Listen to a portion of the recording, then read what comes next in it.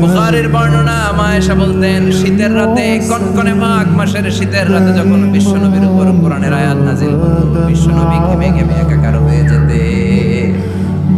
হাত্তা লা ইয়াতাফাসসাদু জাবিনুহু আরাকান বিশ্বনবীর দাড়ি আর থুতনি বেয়ে ঝরঝর করে পানি পড়তো আমরা কম্বল গায়ে দিয়ে থাকি আর বিশ্বনবী ঘামে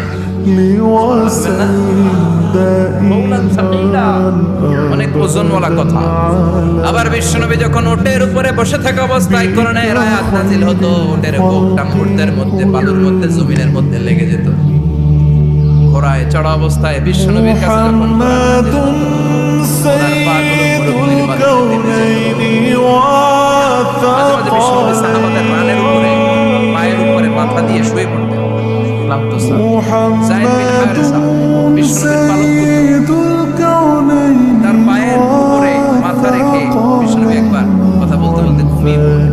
ঘন্টাখানিক ঘুমালেন যায়েদ বিন হারেসা বলে আমার কাছে তেমন কোনো কষ্টই হচ্ছে না বিশ্বনবীর মাথাটা খুব বেশি ওজন মনে হচ্ছে না ঘন্টাখানিক পর বিশ্বনবী চোখ খুললেন আর খোলা মাত্রই ওনার উপর ওহী কোরআনের আয়াত নাযিল করতে শুরু করলো কে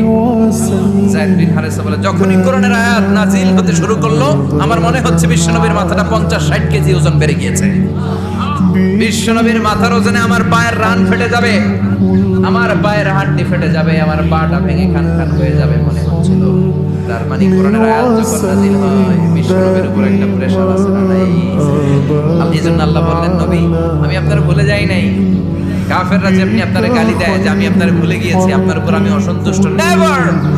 অসম্ভব আমি আপনার উপর কখনো অসন্তুষ্ট নই